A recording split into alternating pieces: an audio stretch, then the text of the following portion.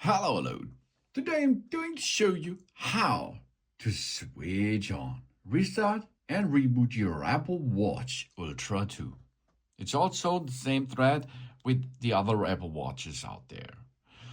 On the Apple Watch Ultra, you have on the left side the action button.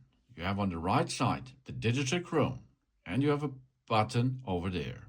And if you push and hold that button, until you come in this menu, you will see the siren, the medical ID, the emergency call, cancel, and switch off. There we are. Now we can slide this power off button to the right, and our device will shut down. It is now in the off state, and it can be rebooted now. How we perform this?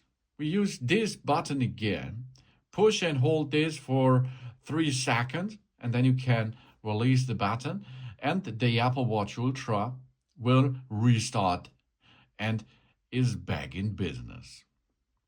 After this reboot, you have to enter the passcode into the screen, and you're in the system.